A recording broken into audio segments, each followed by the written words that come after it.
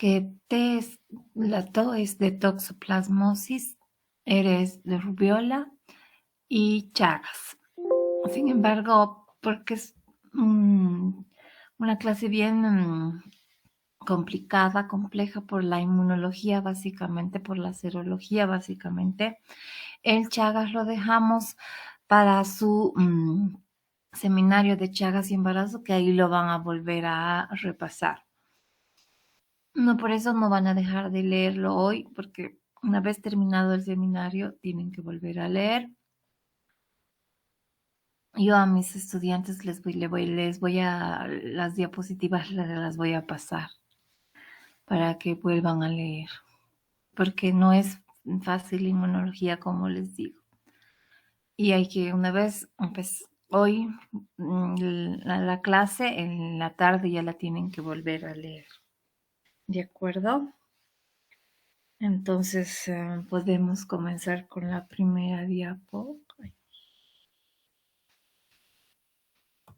Vamos a ver lentamente para ver si se siguen uniendo más, pero no hay nadie. Hombre, ¿qué hora es? Ya, un minutito más esperamos.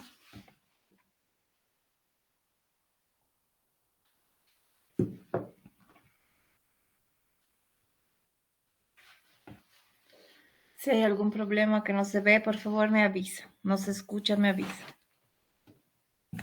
¿De acuerdo? Hola. Está bien, doctora. Ya, jóvenes. Bueno, el síndrome TORCH, hemos dicho ya que es un acrónimo que hace referencia a las infecciones intrauterinas causadas por una serie de microorganismos patógenos. ¿De acuerdo? Eso es. Voy a ocultar esto para que no haya problemas.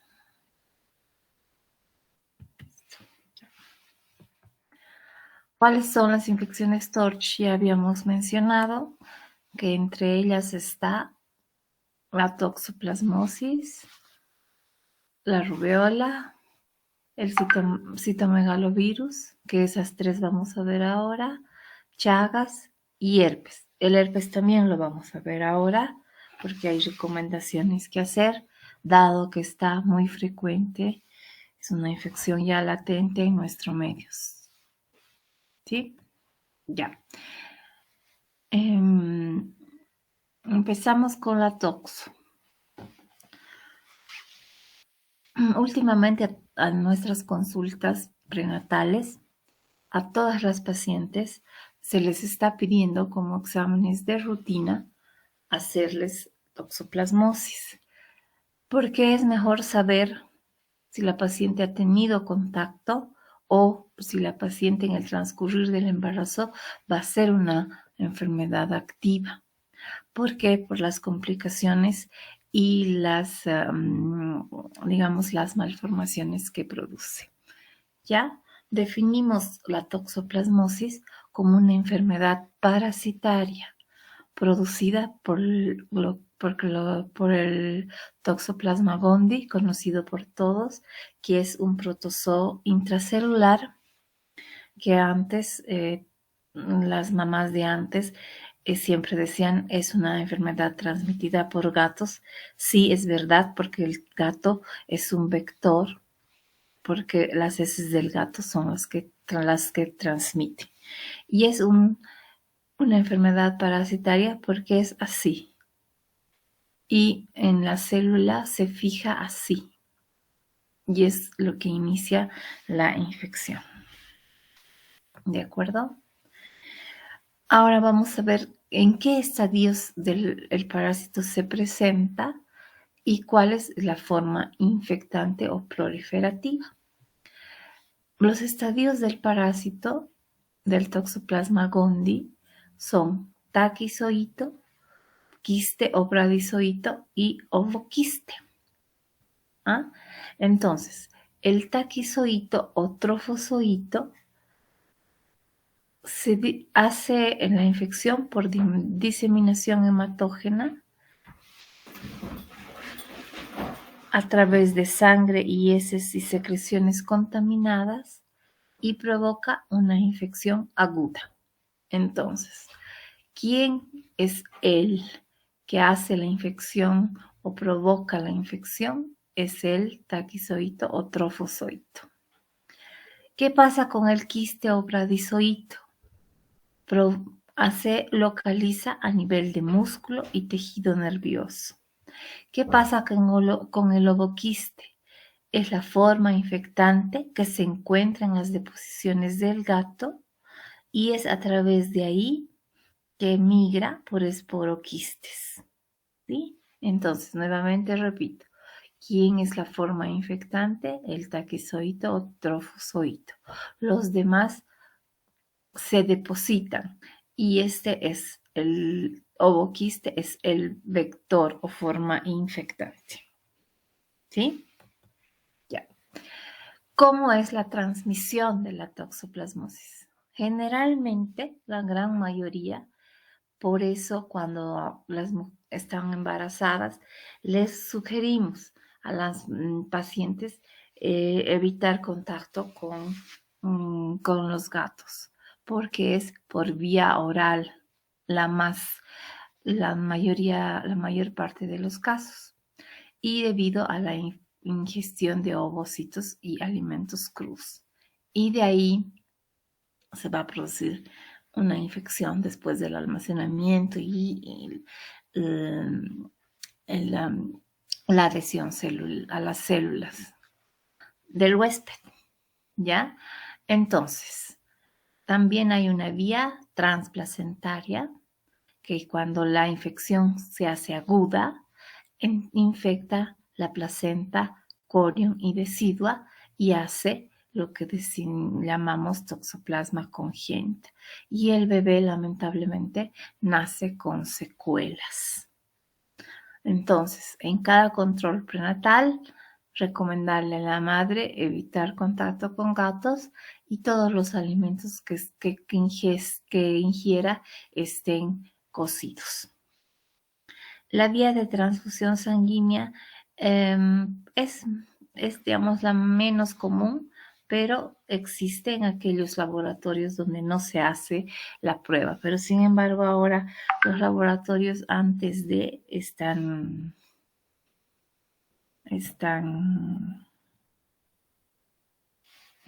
haciendo las pruebas para transfundir. ¿Alguien más que quiera admitirse? No sé, puedo volver. ¿Cómo es la clínica? Bien, tenemos en la toxoplasma adquirida, hay una forma pseudogripal. La paciente empieza con una coriza o con un resfrío leve y es como parecido al síndrome mononucleótico, que es la mononucleosis infecciosa, que inicia con fiebre, con malestar general. Primero, como les he dicho, una leve coriza.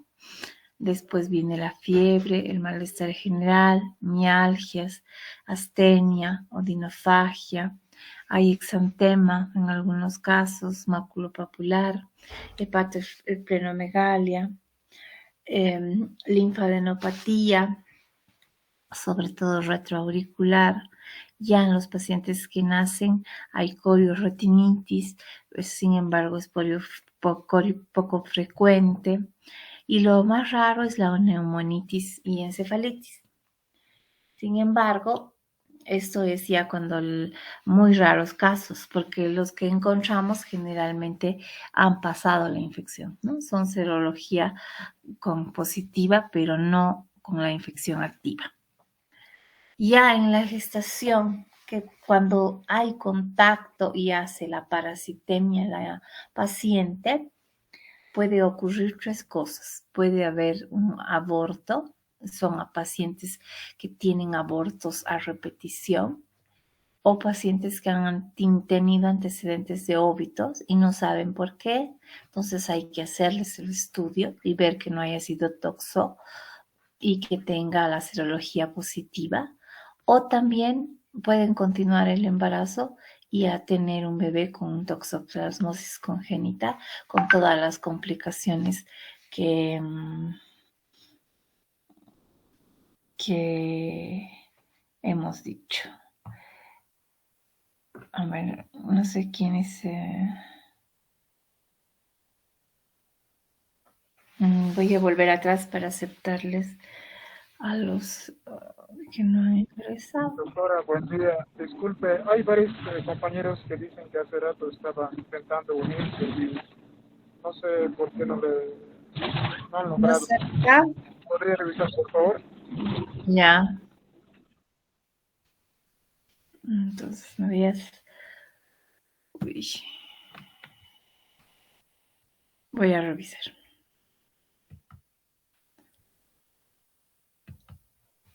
Ya, voy a admitir a todos. Ahora sí. Muchas gracias, doctora. Ya. Entonces volvemos.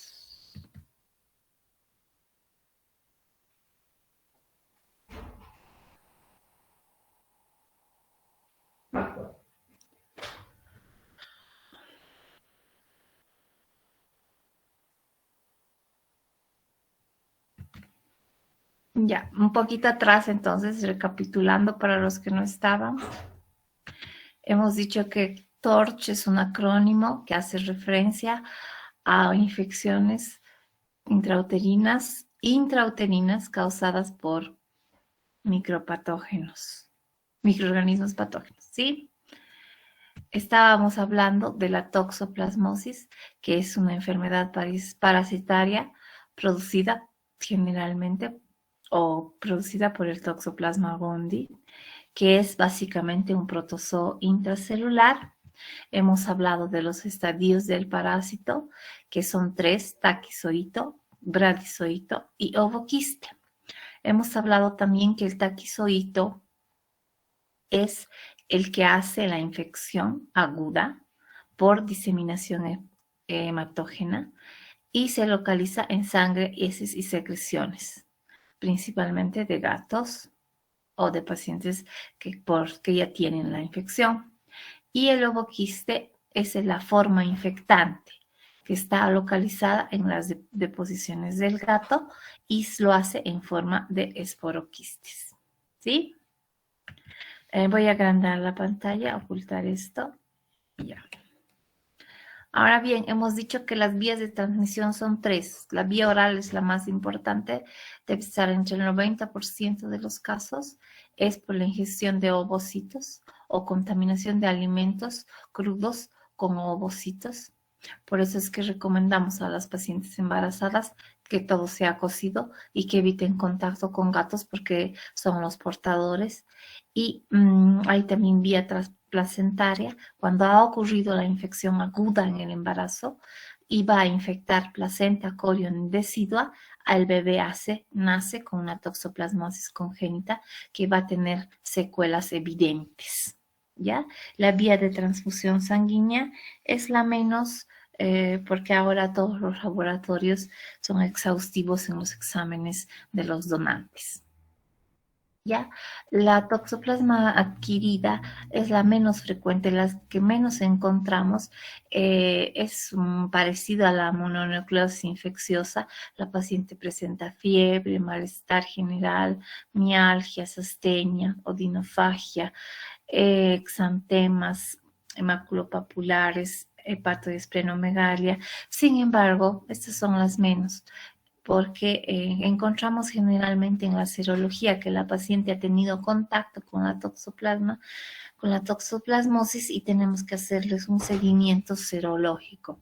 Si la paciente durante la gestación hace una toxoactiva, ¿qué puede pasar? Puede haber un aborto, son pacientes que abortadoras a repetición o pueden tener óbitos y no saber a qué se debe. Entonces, paciente que ha tenido un óbito, le hacemos obligatoriamente este estudio serológico de toxo y puede haber niños nacidos con toxoplasma congénita. Esto es cuando hay parasitemia, ¿sí?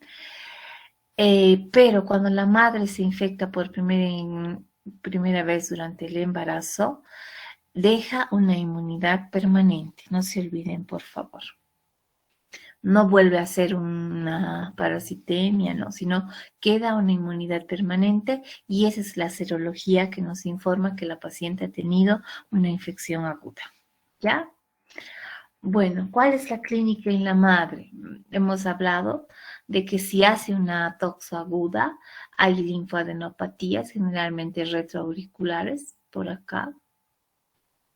Fiebre, la paciente presenta malestar general, cefalea, mialgias, odinofagias, parecida a cualquier parasitemia o viremia, ¿no? También hay eritema, hepatoesplenomegalia. Ya en los casos más avanzados, ahí puede haber corioretinitis, un leucograma con linfocitosis. Por favor, jóvenes, grábense esto. Cuando hay viremias, lo que se eleva son los linfocitos y son los linfocitos atípicos. ¿Ya? Entonces, cuando leemos un hemograma, nos vamos siempre a los neutrófilos para las infecciones bacterianas agudas, pero cuando son viremias son los linfocitos y son los linfocitos atípicos. Ya en los pacientes inmunocomprometidos hemos dicho que puede haber una neumonitis o compromiso pulmonar y compromiso del sistema nervioso. ¿Sí? Bien. Sin embargo, menos mal que la preinfección en el primer trimestre es rara. ¿Ya? Y generalmente más bien lo encontramos como una infección latente. Y a partir del cuarto mes, el feto se afecta a partir de los quistes del endometrio y miometrio que van a estar llenos del parásito. ¿Ya? Ahora, casi el 90% de las infecciones agudas por toxoplasmosis en la mujer embarazada, como ya les dije, pasan inadvertidas, no saben, y solamente se los ve por la serología que da positiva, ¿no? Generalmente, entonces, el 90% es asintomático. ¿Cuál es el gran riesgo perinatal? El aborto tardío, generalmente tercer mes, y a repetición o el óbito fetal. Y hay más riesgo de hacer una toxocongénita cuando la infección se la adquiere en el tercer trimestre. Bien, ahora aquí nos vamos a detener un poquito porque siempre les pregunto esto y siempre hay problemas en los exámenes. Cuando les digo, nace un bebé con una toxocongénita, el bebé va a presentar microftalmia, va a tener cataratas, estrabismo. Estos son los signos oculares, doctores. Estrabismo, edema de papila, en los casos más graves, desprendimiento de retina y turbidez del vitrio. Esos son los signos oculares. A nivel cerebral, tiene el paciente que nace con la toxo, tiene calcificaciones, aquí está, intracraneales, ¿ya? Y por ende van a ser focos que pueden ser irritativos y finalmente pueden hacer convulsiones. Esta es la turbidez del humor vítreo, ¿ya? Ahora, cuando les pregunto, jóvenes, ¿cuál es la tetrada de Sabin? Por favor, siempre tenemos problemas aquí. Voy a recalcar. La tetrada de Sabin en la toxocongénita son 4 entidades clínicas. Es corioretinitis, así, o microftal, bueno, eso no, ya no. Son corioretinitis, hidrocefalia, este es el paciente con hidrocefalia.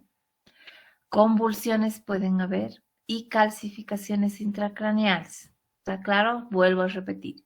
Tetrada de Sabin. ¿Qué tiene el paciente? Corioretinitis, Este es cataratas, ¿cierto? Aquí pueden ver corioretinitis, hidrocefalia, convulsiones por los focos, las calcificaciones cerebrales que presenta y calcificaciones intracraneales. Eso es tetrada de Sabin. Cuando el bebé nace, ¿qué síntomas va a tener de infección generalizada? Obviamente, dificultad para la alimentación, va a tener dificultad respiratoria marcada, puede tener apneas, el paciente está cianótico, tiene cardiomegalia, hepatoesplenomegalia, es paciente ictérico, tiene púrpura y exantema maculopapuloso. Entonces, es un cuadro aparatoso lo más grave es que se puede evitar, porque cuando nosotros detectamos que hay una elevación de las inmunoglobulinas y sabemos que está haciendo una infección activa, se puede tratar y se puede evitar estas complicaciones en el bebé, ¿ya? ¿Y cuáles son las complicaciones neurológicas de la toxoplasma congénita? Son pacientes que nacen con apatía. Apatía quiere decir que están son demasiado tranquilos, duermen mucho y la mamá cree que está bien, entonces no se da cuenta, letárgicos, con llanto débil y algunos hasta hacen parálisis jóvenes. Entonces, mucho cuidado. Que el paciente, cuando digan duerme casi todo el día, no mama mucho, ni llora, entonces pensaremos en hacerle un examen y no será una toxoplasmosis congénita. Ya, entonces, ¿cuáles son las complicaciones neurológicas o una toxoplasmosis a nivel neurológico? Apático, letárgico, llanto débil y parálisis. ¿Cómo se hace el diagnóstico? Es aquí donde viene un poco más complicado el asunto.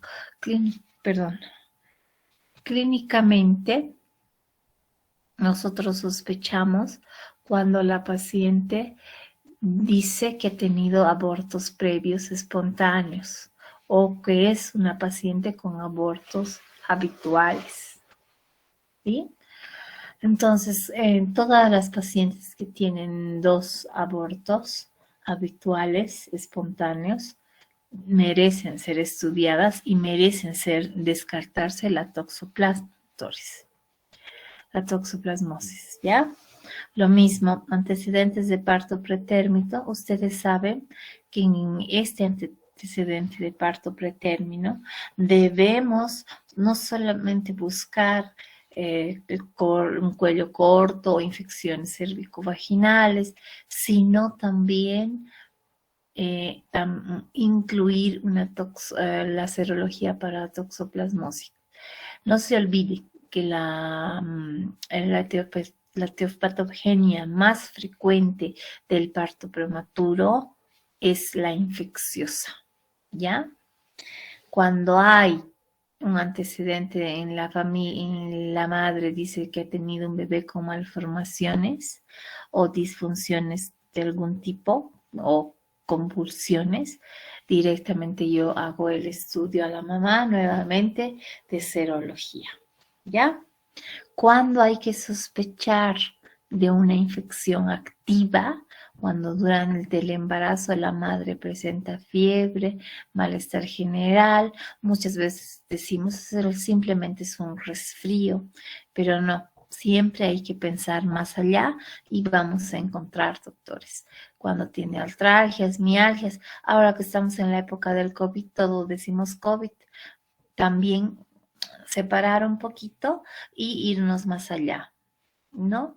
Bueno, ya cuando hay exantemas maculopapulares y todo esto, podríamos estar frente a una toxo. Sin embargo, la prueba es la serología es la que nos va a dar el diagnóstico certero, ¿no? Y pacientes además que tienen síntomas y signos cardíacos, bueno, entonces ya nos confirmaría. Además del trastorno del sensorio, ya en los pacientes inmunocomprometidos y la encefalitis que ya hemos hablado antes. ¿Cuándo se hace el diagnóstico en la infección aguda? El diagnóstico básicamente es serológico, como ya hemos dicho antes, y se basa en la seroconversión, es decir, en la presencia de IgA o IgM en sangre materna. Entonces, yo dirijo a la paciente para la serología de toxoplasmosis. Pongo en mi orden serología para toxoplasmosis, para que esa serología me busque en presencia de inmunoglobulina A, inmunoglobulina M. Ahora, cuando yo vuelvo a repetir y tengo una paciente con fiebre, malestar, artralgias, mialgias, exantemas, le vuelvo a solicitar la serología y hay elevación al triple o al cuádruple de la IgG, esta me indica que hay infección aguda. Entonces, esa paciente sí o sí se debe tratar. ¿Ya? ¿Cuáles son los métodos directos? Casi ya no se usan, los vamos a mencionar, pero sobre todo inoculación al ratón ya no lo usamos. Sin embargo, el gold estándar es la PCR.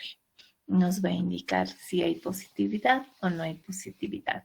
Esta es una prueba del colorante donde hay el colorante rojo es el que nos indicaba la infección aguda. Sin embargo, como les vuelvo a repetir, el gold estándar es la PCR.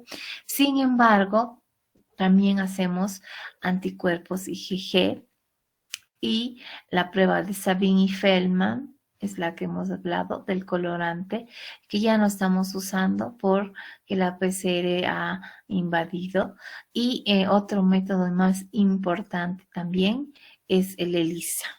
Entonces, dentro de los diagnósticos usamos PCR y ELISA. Básicamente nos basamos en serología. Y no se olviden que un ELISA va a ser positivo. Un ELISA va a ser positivo cuando tenga 10 unidades internacionales, o sea, va a ser negativo, perdón, cuando tenga menor a 10 unidades internacionales.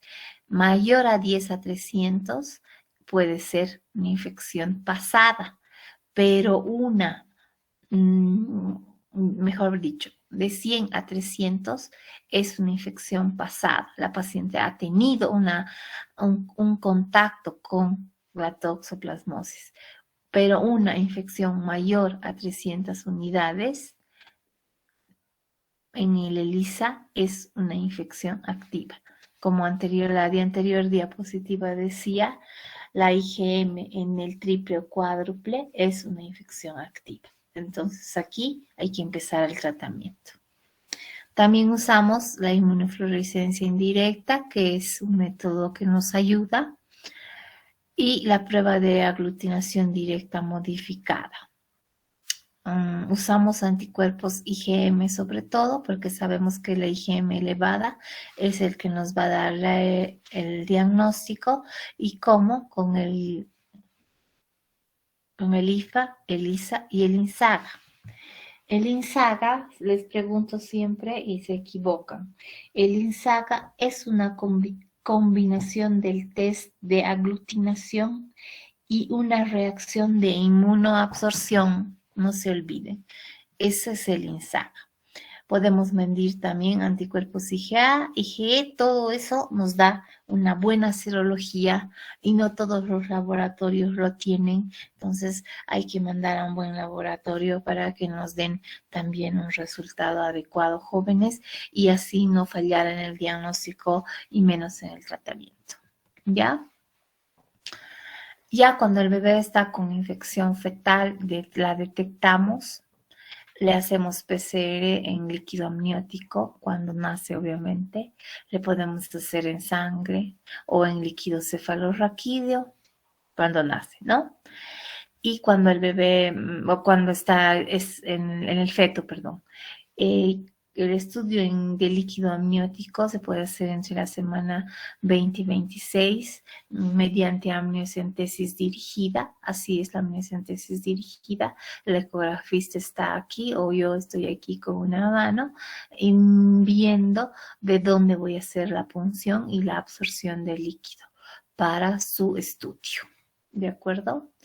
Y se manda el líquido a serología buscando IgG, IgM e IgA, y de acuerdo a esto vamos a decir que es una infección activa o ha tenido contacto, ¿sí? Sin embargo, sigue siendo la ecografía nuestro aliado más importante, ya que en la ecografía podemos encontrar directamente lo que voy a mencionar a continuación, y de ahí puedo sospechar una toxoplasmosis e indicarle la serología. ¿Qué alteraciones va a haber en la ecografía, jóvenes? Va a haber un paciente con hidrocefalia que al tiro se ve. Se va a ver también las calcificaciones que ya hemos mostrado. Es un paciente que está ascítico, es un paciente con un retardo, es un bebé, perdón, con un retardo de crecimiento intrauterino, una microcefalia, hepatoesplenomegalia y hidrops fetal. Todo esto se ve en la ecografía.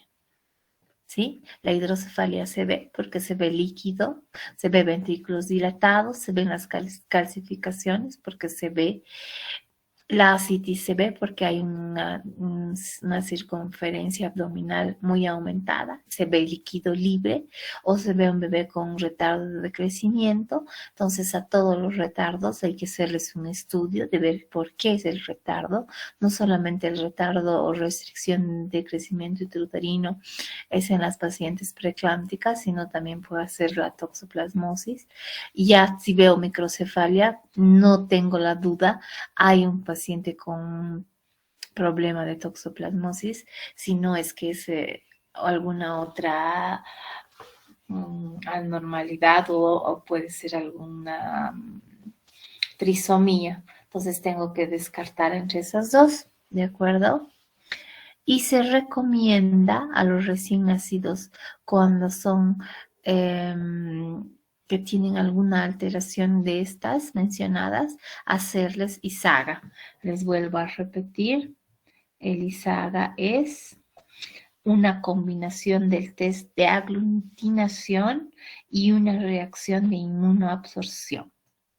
Y este ISAGA no va a presentar falsos positivos ni negativos. Es muy útil, sobre todo en la toxoplasmosis adquirida o contagiada por la madre.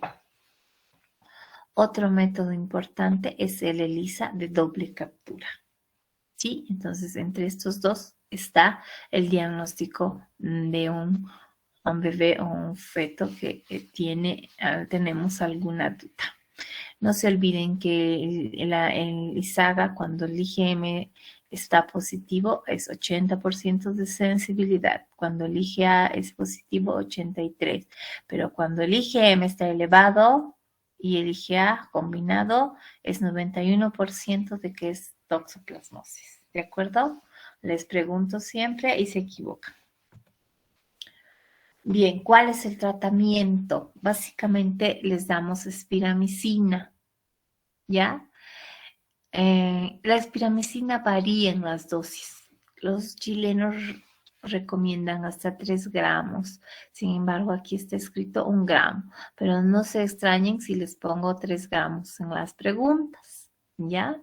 Cada 8 horas se da asociado a pirimetamina, 1 miligramo, que es 1 miligramo kilo peso día, pero la pirimetamina es tóxica y no se da en el primer trimestre porque puede producir trombocitopenia y leucopenia.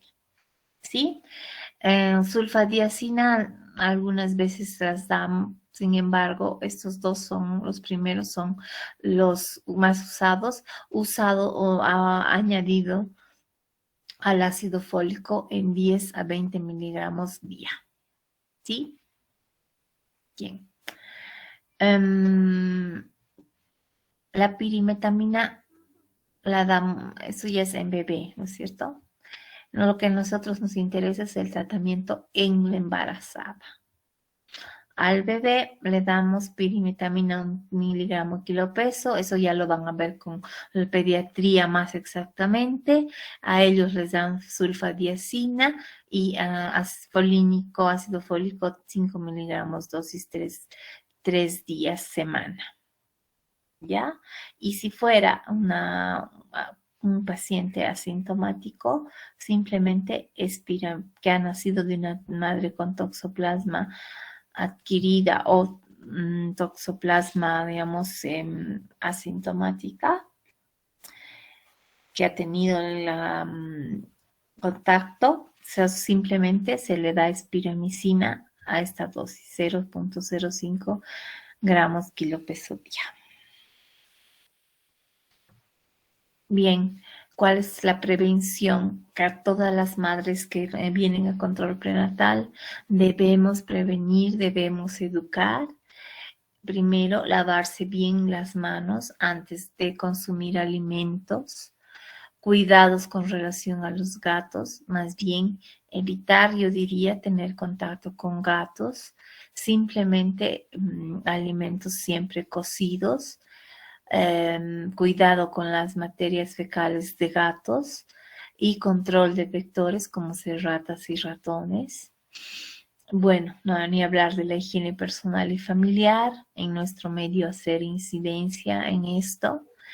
Y hemos dicho alimentos cocidos, lavar exhaustivamente los utensilios y las superficies que han estado en contacto con carne cruda y vegetales sin lavar.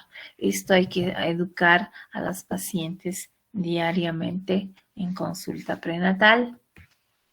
Bien, ahora pasamos a otra entidad que es la rubiola, que básicamente gracias a la bastante cobertura de la vacunación está en descenso. Sin embargo, es una enfermedad exantemática, contagiosa, benigna en la gestante, pero durante el embarazo puede provocar graves repercusiones en fetales, ¿sí? Cuando les pregunte qué tipo de virus es el de la rubiola, me dirán, es un tipo de virus RNA, género, rubivirus, familia Togaviridae. No se olviden que una vez que ha contraído la madre rubiola, va a tener inmunidad permanente. Es así como se ve una célula huésped invadida por los virus de la rubiola. La tasa de infección fetal en las embarazadas es de 80% en el primer trimestre. Mala cosa, porque ahí es donde puede provocar mayor daño, porque estamos en organogénesis, 20% en el tercero, y la tasa de afectación es 25% en el primero, elevada, y menos de 1% en el tercer trimestre. No se olviden, tasa de afectación fetal, 25 en el primero, menos de 1% en el tercero. ¿Cuáles son las fuentes de infección? La madre durante su infancia, desde 2 días antes hasta 7 días después del inicio de la erupción cutánea. Ahí es la fase donde está contagiosa. Ahora pueden haber lactantes con rubiola congénita y pueden pasar, ¿no?, por la leche al bebé. Y la vía transplacentaria. Sin embargo, la probabilidad de infección y afectación está en relación inversa a la edad gestacional. Ya sabemos, ¿no? Hemos repetido ya. ¿Cuál es la vía de transmisión transplacentaria? Ya hemos dicho, al inicio del embarazo, una tasa de 85 a 90% a las 8 semanas. Después, puede ser que provoque un aborto del 4 al 9% y feto muerto en útero del 2 al 3% cuando la infección es entre las 9 a 12 semanas. Cuando la infección es de 20 a 23 semanas, la transmisión es del 30%, o sea, van a ser un niño con complicaciones, que ya vamos a ver más adelante. ¿Cuál es el modo de transmisión? Se fijan siempre en la vía aérea, vía respiratoria. Un paciente que tiene la infección puede contagiar y se transmite a través de la vía aérea, como están viendo aquí. Se reproduce a nivel pulmonar y es por contacto directo con secreciones nasales o faringes de los pacientes infectados. Y básicamente es a nivel pulmonar la reproducción de la rubiola. Básicamente todas las viremias hemos dicho que empieza con fiebre, con coriza, con malestar general, estornudos, pareciera como una infección gripal, ¿cierto? También hay exantema, o sea que esto no es patognomónico de ninguna. Sin embargo, lo que es patognomónico es el paladar con manchas de aspecto petequial, por eso siempre revisamos ese paladar y son las manchas de Forchheimer o pápulas a nivel palatino, ¿ya? También hay adenitis, pero en este caso, aparte de retroauricular, hay una adenitis occipital. Y se añade pues artralgias, mialgias y encefalitis y en los pacientes más graves, una púrpura trombocitopénica, que en este caso no es autoinmune, sino es por antecedentes de rubiola. ¿Ya? ¿Cuál es el riesgo perinatal? Lo mismo que la toxoplasmosis, va a provocar aborto, óbito y grandes malformaciones, y que va a depender de la infección en qué época gestacional se produce. Bien, hablamos de la rubiola congénita. Les pregunto siempre, ¿cuál es el síndrome de Greg? Así es, jóvenes, nuevamente repetirles, pacientes nacen con microcefalia, son pacientes con sordera, con cataratas, conductos persistentes, síndrome de Greg. ¿Cuáles son los signos oculares que va a tener este paciente con rubiola congénita? Es un paciente con retinopatía, es un paciente con glaucoma y con microftalmia. ¿Qué va a tener a nivel del sistema nervioso central? Se fijan que va a tener montones de alteraciones, entonces la rubiola es bastante, digamos, provoca bastantes problemas a nivel bebé. Entonces, por eso es que se ha hecho énfasis tanto en la vacunación, ¿ya? A nivel del sistema nervioso central nos va a dar encefalitis y déficits severos neurológicos. A nivel cardiovascular puede haber coartación de aorta y arteria pulmonar hipoplásica. Y en sangre hemos dicho trombocitopenia, pero que no es autoinmune, sino por infección. Anímico también puede ser.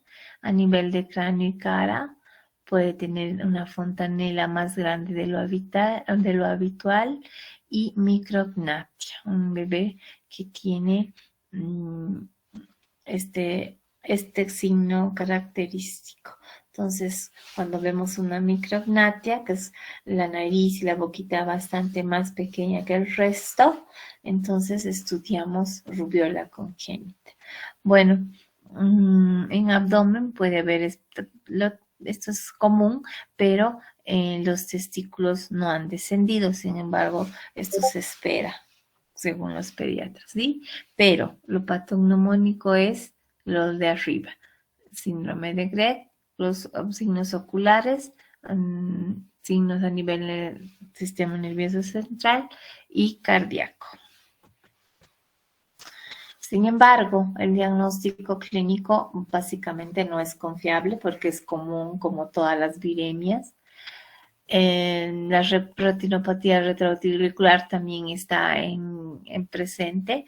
Puede ser la adenopatía suboccipital y posterocervical dolorosa. Esta sí nos podría dar una sospecha de que es rubiola. Y al hemograma nuevamente se repite una leucopenia, linfopenia y aumento de células plasmáticas. Los eosinófilos están normales y lo que sí hemos dicho, trombocitopenia. Esto sí es importante. Bien, ahora lo que les gusta tanto, a mí tampoco o no me gusta mucho la serología, pero se las voy a tratar de hacer en este cuadro. Determinación de IgG e IgM en la gestante, pero uno pone para rubiola si tiene, digamos, antecedentes o la paciente ha presentado alguna sintomatología, ¿no? Y hay 3 entidades importantes. Si se presenta exclusivamente IgG, está protegida por vacunación o inmunización natural. O la paciente ha hecho una rubiola de niño, de niña, o ha sido vacunada. Hay que preguntar. Y no hay riesgo de infección congénita en el niño. Por eso es que se ha hecho tanto énfasis en la vacunación de rubiola. ¿Sí?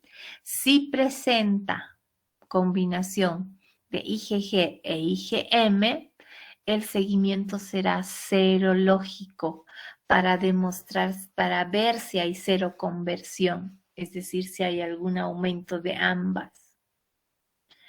Y el estudio de la IgM por otra metodología para demostrar su especificidad, porque como hemos visto, la IgM no solo se eleva en la rubiola, sino se puede elevar en la toxo también. Entonces hay que demostrar su especificidad, jóvenes, ¿ya? Y el estudio de la IgG es para diferenciar primoinfección de infección antigua o reinfección, porque hemos visto que la IgG se eleva y entonces de ahí, cuando está en elevación, decimos primoinfección, infección aguda o reinfección. Si la paciente, ¿cuál es la tercera entidad? No presenta anticuerpos, vamos a hacerle un seguimiento serológico para ver si en algún momento hay seroconversión. No se olviden que para la rubiola no hay un tratamiento específico, doctores, solamente es sintomático. Ya, diagnóstico. Hacemos una anamnesis, le preguntamos si ha tenido alguna vez alguna enfermedad eruptiva y cuáles son los criterios de la rubiola congénita. Son 3. El primero, detección al nacimiento de la IgM específica en sangre durante los primeros días de vida, sobre todo si la madre ha tenido antecedentes, ¿sí? Ahora, mantenimiento o refuerzo de los títulos de IgG frente al virus de la rubiola. Si se mantiene positivo, más allá de los 8 meses de vida, entonces es un paciente que ha hecho una rubiola, ¿sí? Y hay que hacer una detección del tipo de virus, del RNA del virus, en una muestra significativa del recién nacido mediante PCR sobre todo. Y el diagnóstico, el cultivo no se usa y lo que sí se usa, ya estamos hablando, es de las pruebas serológicas. Básicamente hay que manejar mucha serología, ¿ya? Puede ser la detección de anticuerpos con inhibición de la hemoaglutinación. Usamos mucho el ELISA. Inhibición de hemoaglutinación, hemos dicho, y neutralización de la misma, y determinación sobre todo de la IgM antirrubiola, ¿sí? Aquí, si los anticuerpos están mayor en dilución de 1/16, indica susceptibilidad a la infección, que ha habido un contacto. Y si la IgM se positiviza o se eleva, es una infección reciente. Entonces, el marcador más importante en ambas entidades es la IgM, elevada o positiva. No hay tratamiento, ya les dije, específico antiviral. Y la pregunta es, ¿considerar aborto terapéutico? Lo dejo a criterio de ustedes porque como tiene tantas malformaciones que puede provocar, entonces realmente la madre es la que va a decidir.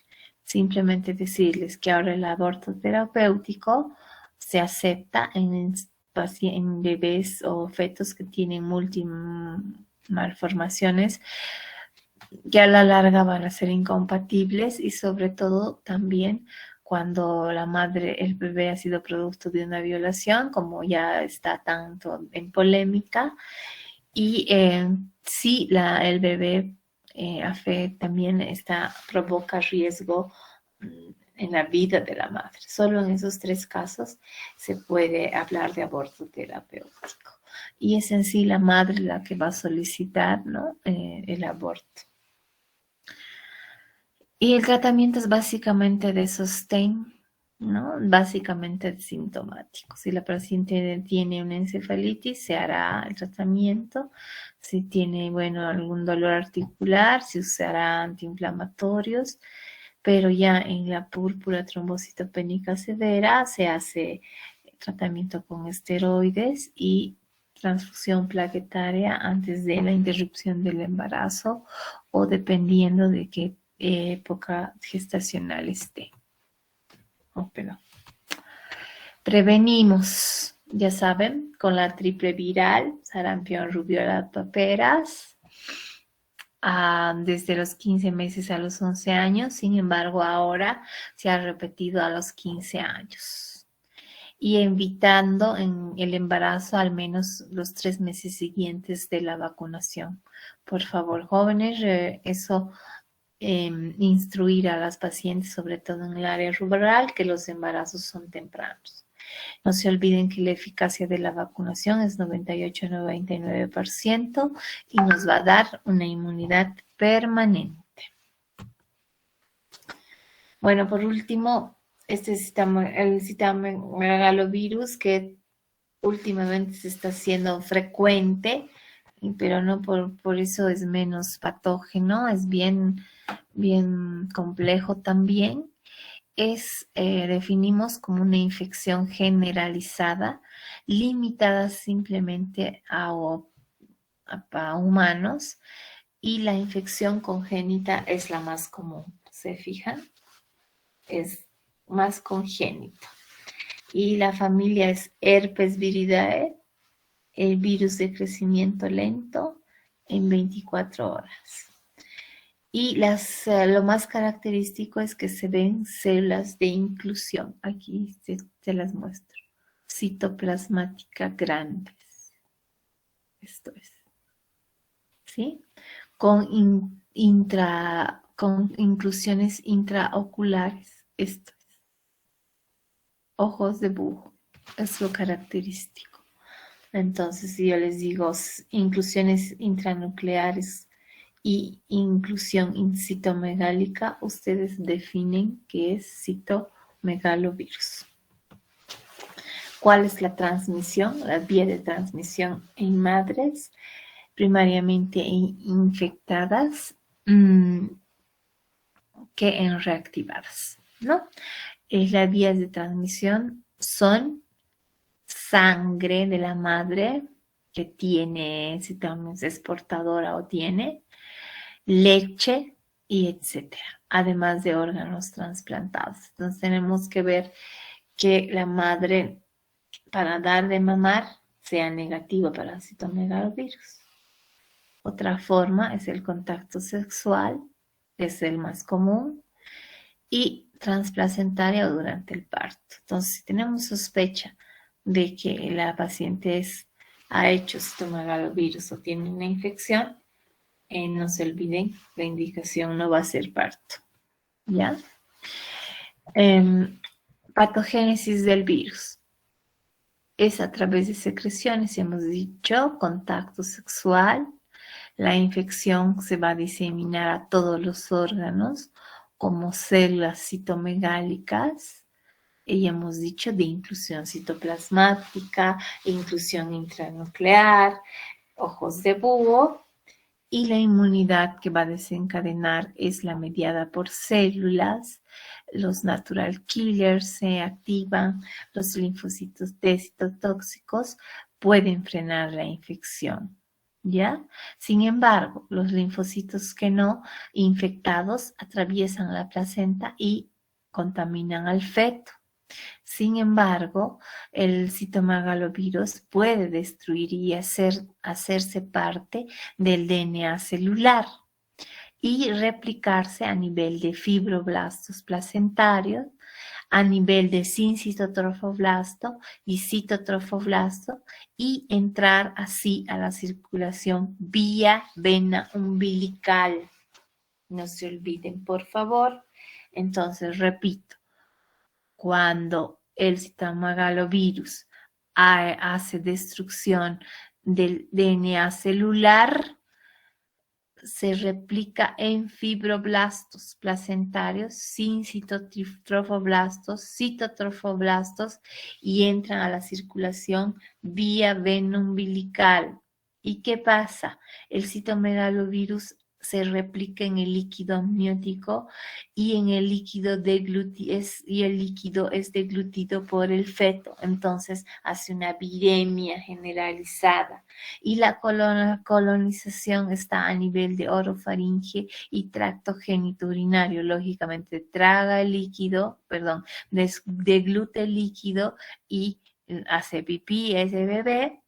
Y la transmisión puede ser durante o después del parto, ¿sí? Bueno, los signos y síntomas, como en todo, es mucho más parecida a una mononucleosis infecciosa de inicio súbito, con artralgias, mialgias, faringitis, pero aquí he puesto recalcando que la linfoadenopatía es general. Hay linfoadenopatía generalizada, podemos encontrar axilar, podemos encontrar inguinal, donde haya cadena ganglionar hay una linfoadenopatía, ¿sí? ¿Y cuáles son las complicaciones en pacientes inmunodeprimidas o con desnutriciones y embarazo? La neumonía, la polirradiculitis y alteraciones renales jóvenes. ¿Ya? Como es un bebé que nace con un citomegalovirus congénito, les pregunto siempre, ¿cuáles son las manifestaciones gastrointestinales y abdominales? ¿Se fijan la gravedad? Entonces, bebés que nacen con atresia de vías biliares, hay que pensar, este bebé ha hecho un citomegalovirus. Atresia de esófago, también. Hendiduras palatinas, pero la hendidura palatina es común. Sin embargo, las atresia, nos puede ser por citomegalovirus congénito. También hay megacolon, hernia inguinal, onfalocele. Estas son manifestaciones gastrointestinales. ¿Cuáles son las cardiopulmonares? La CIA, que tanto les gusta, CIA, comunicaciones interventriculares, estenosis mitral, quistes congénitos de pulmón, que no está muy claro aquí, digamos, este pequeñito podría ser, y retorno venoso anómalo, puede ser pacientes con tetralogía de Fallot y timo hipoplásico. El timo hipoplásico, jóvenes, siempre hay que descartar que no haya sido por citomegalovirus, ¿ya? A la larga, este bebé va a ser una displasia y una luxación congénita de caderas. A nivel endocrino, ¿qué va a tener? Va a tener hipoplasia suprarrenal, va a ser hipotiroideo severo, hipospadias a nivel genitourinario y a nivel cerebral, hidrocefalia, microcefalia, microgiria. Esto significa que va a tener crecimiento deficitario en las meninges, aplasia cerebelosa en los casos más graves. Entonces, el citomegalovirus, como la rubiola, provoca serias malformaciones a nivel fetal o de bebé. Y bueno, estos oculares se repiten como podría ser en la toxo, una microftalmia, una atrofia óptica. Generalmente es atrofia óptica alopatognomónico, hay cataratas, malformaciones de la cámara anterior también es patognomónico y restos de membrana pupilar. Bien, pero lo que les pregunto más en el citomegalovirus es gastrointestinales, cardiopulmonares, ¿sí? ¿Cómo se hace el diagnóstico? Hemos visto ya por células de inclusión a nivel de donde veamos. Puede ser jugo gástrico, pero sobre todo en nivel de líquido cefalorraquídeo. Y bueno, la serología es la confirmativa, sobre todo si es una IgM positiva, 3 cruces es infección reciente, no descartamos la ELISA y algunos para confirmar o cuando hay duda le hacen una pequeña biopsia de glándula parótida que es la más asequible, ¿ya? Las pruebas de antigenemia no se realizan aquí, pero la IFI sí la hacemos si tenemos alguna duda. Y en algunos casos aislar el virus, pero esto es bastante difícil, hacer aislamiento de virus. No se hace. En la madre, ¿cómo se hace el diagnóstico prenatal? Básicamente serología, ya hemos hablado, IG positiva, que hubo infección en algún momento, IgG negativa y que se positiviza, estamos enfrente a una infección primaria y aumento de la IgG 4 veces su valor, puede ser infección primaria o reactivación, y la IgM positiva siempre nos va a dar infección actual o reciente. Nuevamente, si tenemos sospecha de un citomegalovirus, podemos confirmar para ver si es o no con una amniocentesis, con solo en mujeres de alta sospecha, porque ustedes saben que hacer amniocentesis tampoco es inocuo, podemos provocar abortos o partos pretérminos y sobre todo cuando no estamos, no tenemos la técnica adecuada, podemos hacer hematomas placentarios o podemos hacer aspiraciones donde no se debe y complicaciones más que beneficios, ¿sí? Y generalmente se indica después de las 21 semanas porque es más asequible el bebé que hacer una amniocentesis a un bebé pequeño, es muy complicado.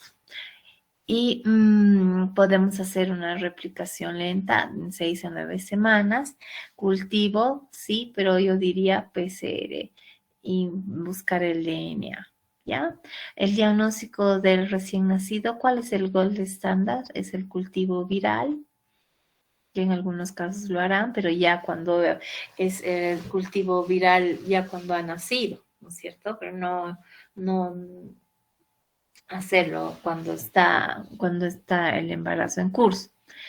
¿Y cuál es las indicaciones del cultivo viral? Es hacer en las primeras 2 semanas de nacido, porque es donde está más activo el virus, y se hace el cultivo de fibroblastos, que ya hemos dicho que hay, y van a crecer en 24 horas, el shell vial, que crece en 18 a 72 horas, y puede ser en orina o saliva. El tratamiento, bueno, no hay una droga efectiva, simplemente tratar que se han postulado algunos antivirales, como la vidavarina, que no hay, y ganciclovir, tampoco tenemos. Tal vez ahora con el COVID haya llegado el ganciclovir, no lo sé, pero básicamente a la madre. Si es que hubiera, usamos ganciclovir, 5 miligramos kilo peso cada 12 horas durante 2 a 3 semanas. No hay efectos teratógenos, pero requiere estudios controlados. En realidad está interrogada la inhibición de la replicación viral, pero frente a una infección activa, entre darle y no darle, jóvenes preferiblemente darle para evitar que haya mayor daño, ¿no? Y en el recién nacido, la terapia sí se da porque puede suprimir la replicación viral temporalmente, pero no va a prevenir, esto quiero repetirles, las secuelas a largo plazo. Nuevamente esto van a ver en pediatría porque van a ver niños con citomegalovirus nacidos y nuevamente lo pueden repetir. ¿Cuál es la prevención, jóvenes? No se contraindica la vacunación con virus muertos atenuados. Sin embargo, los pacientes que les podemos vacunar, y la mujer no gestante debe evitar embarazarse, la que ha tenido, ¿no?, un citomegalovirus, ha sido diagnosticada, debe evitar embarazarse los 3 meses siguientes a la vacunación con virus vivos, porque no descarta que el niño pueda tener secuelas. Ahora, seguimos, jóvenes, les doy un minuto para que descansemos porque es complicado, todo lo viral es complicado. Para terminar con el virus del herpes, que cada vez está más como, porque debido a la promiscuidad sexual, jóvenes, esto se está contaminando cada vez y en la consulta vemos casi a diario pacientes con herpes, ¿no? Entonces, mucho cuidado con las relaciones ocasionales. Esto es para su educación, porque de repente aparecen las vesículas y no saben por qué, porque en qué momento se han contaminado, porque ustedes saben que en la primera relación el herpes no se contagia, sino son en la tercera, en la cuarta relación con la paciente o el paciente infectado. Entonces, de preferencia, jóvenes, si van a tener relaciones que sean con preservativo siempre, porque no sabemos qué infecciones puede tener, ¿no?, la persona con la que estamos, ¿sí? No se olviden que la infección por el virus herpes se caracteriza por una ampolla o un grupo de vesículas ampollares llenas de líquido claro, que antes de aparecer, sobre todo el herpes tipo genital, va a doler la zona, sobre todo en las pacientes. Bueno, nosotros somos ginecólogos, vemos mucho a nivel de labios menores, labios mayores, la paciente va a tener bastante dolor, escozor, previo a la aparición de las ampollas. Hay un dolor exquisito en esa área y sobre todo en la zona del nervio afectado. Puede dolerles hasta inclusive el nervio ciático en la nalga y no saber qué es previo a la erupción ampolar, ¿no? Y se caracteriza porque hemos dicho son vesículas, una puede ser, o amplias y siempre están agrupadas, jóvenes. Entonces, cuando ustedes van a revisar a la paciente con herpes genital, el virus está agrupado en grupitos, ¿sí? ¿Cuál es la familia? La herpes viridae, lo mismo que el citomegalovirus, es de tipo ADN, pero este es bicatenario y existen, esto es lo malo, más de 80 serotipos. Aquí me voy a detener. La paciente que tiene el herpes virus y sigue teniendo relaciones, aun cuando sea la misma persona, puede estar recontaminándose con los otros serotipos. Por eso es mi recomendación que sea siempre con uso de preservativos. ¿Ya? No. Es por contacto directo, no hay más contacto. no hay más infección, esa es la patogenia, y depende del tejido infectado cómo se va a ver, ¿ya? Entonces son vesículas así, agrupadas y claras. Entonces, en dedos sí, pero en genitales es diferente. Este es a nivel del tipo 1, de la boquita. Y los virus, esto es bien importante que lo sepan, causan efecto lítico directo, celular, ¿no? Y aquí lo más importante, que establecen su latencia en las neuronas, doctores. Por eso es que hay recrudescencia. Se mejoran con el tratamiento, sí, pero en 6 o pacientes que bajan la inmunidad por alguna infección o por por algún problema, bajan la inmunidad, vuelve a reproducir, vuelve a repetir, ¿sí? Nuevamente aquí dice reactivación por estrés o inmunodepresión. Y para controlar la infección es importante qué tipo de respuesta va a haber. Inmunecelular. Si la paciente es inmunocomprometida, el herpes va a ser grave. ¿Sí? Ya. La infección, la primera, algunas veces pasa desapercibida porque es una pequeña ampollita. Y ya la segunda o tercera es bastante sintomática. ¿Ya? Ahora, nosotros nos vamos a centrar más en pacientes ginecológicas que tienen una cervicitis herpética y hemos dicho que son lesiones vesiculares en labios mayores, menores, puede ser también paredes vaginales y a nivel de cuello uterino. A nivel de cuello uterino no les duele, doctores, pero la paciente va a tener prurito y disuria. Entonces, no solamente le vamos a atribuir la disuria a la clamidia, sino también pensar que no será herpes genital. Y lo que acompaña es una adenopatía inguinal, hay queratitis herpética ya cuando no se ha tratado y puede haber meningitis y encefalitis. Pero lo que nos interesa para hacer el diagnóstico de herpes genital a nosotros son las lesiones vesiculares, sobre todo en labios mayores, menores, vagina, cuello y que puede estar acompañado de prurito al inicio y disuria.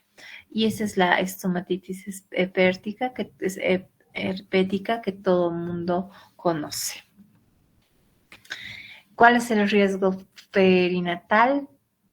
Es fatal porque es multiorgánico, por eso a todas las pacientes portadoras de herpes la indicación es vía alta para evitar la contaminación multiorgánica del niño a través del canal del parto. Y si es un herpes que ha sido bastante severo, puede provocar aborto, puede provocar retardo de restricción del crecimiento, óbito o amenaza de parto prematuro y anomalías fetales. ¿Cuál es el riesgo en el recién nacido? Son lesiones vasculares en piel y faringe. También puede haber conjuntivitis, puede haber lesiones herpéticas en el ojito, puede haber convulsiones, anemia, trombocitopenia y petequias y hepatoesplenomegalia. Entonces, por eso es que la paciente portadora de una infección activa de herpes genital, mejor se la interviene vía alta. El herpes neonatal, si no ha abortado en el 25% de los casos, puede haber restricción del crecimiento. ¿Y cuáles son los defectos congénitos? Microcefalia, doctores, hidrancefalia, todo está lleno de líquido, hay calcificaciones, retardo psicomotor, ese bebé va a tener encefalitis y sepsis, y sobre todo una sepsis grave porque es viral, lesiones del simple en boca, labios y piel, Es bastante triste ver a estos niños jóvenes. Entonces, cuidado, mucho cuidado con el interrogatorio a la madre, ¿ya? Entonces así está este bebé, bastante comprometido con la microcefalia, hidrancefalia, lleno de líquido el bebecito, y encefalitis, como acá se ve, y sepsis. ¿Qué defectos congénitos puede tener? Hepatosplenomegalia, hemorragia, ictericia y sobre todo necrosis hepática suprarrenal, pulmonar y cerebral. Entonces, el herpes también es bastante lesivo, entonces mucho cuidado con la indicación, ¿no? Bueno, ay, perdón. Las pacientes que tienen evidencias clínicas de enfermedad se debe tratar con antivirales, controlar el curso natural del embarazo, la conducta va a ser expectante, inducir a la madurez pulmonar en embarazos pequeños. El tratamiento es el aciclovir, no hay otro. Usamos 200 miligramos 5 veces al día por 10 días en infección activa. Esto es para disminuir la carga materna. Está absolutamente contraindicada en el tercer trimestre, pero sí o sí se debe tratar después de eso, porque si no, el bebé puede nacer con cualquiera de las afecciones ya mencionadas y la cesárea es electiva para evitar las complicaciones del recién nacido, sobre todo con vesículas latentes. ¿Cuál es la actitud en embarazos con enfermedades recurrentes? Porque la paciente, como les he dicho, va a tener alguna baja de inmunidad y va a volver a recidivar el herpes genital. Hay que hacerle profilaxis con aciclovir a partir de la semana 36, doctores. Les damos aciclovir en dosis plena y indicar la cesárea electiva lo más antes posible y hacerle un estudio al recién nacido que si tiene o no tiene se ha contaminado o no con el virus. Y eso es porque Chagas van a hacer en el seminario, lo van a repasar y además el Chagas bastantes veces lo ven, incluso en pediatría. Esta clase es cansadora, pesada, por eso voy a grabarla y mandarles, como les he mandado la fisiopatología en la otra clase, para que directamente les voy a mandar en las diapositivas para que la vuelvan a leer y cualquier duda estoy a su disposición, doctores, ¿ya? No es una clase fácil, es complicada por la serología y por tantas complicaciones que presenta. Entonces, gracias y que tengan un día productivo, jóvenes. Buenos días. Muchas gracias, doctora. Hasta luego. No, gracias a ustedes por la atención. Que estén bien, ¿ya? Se cuidan, jóvenes.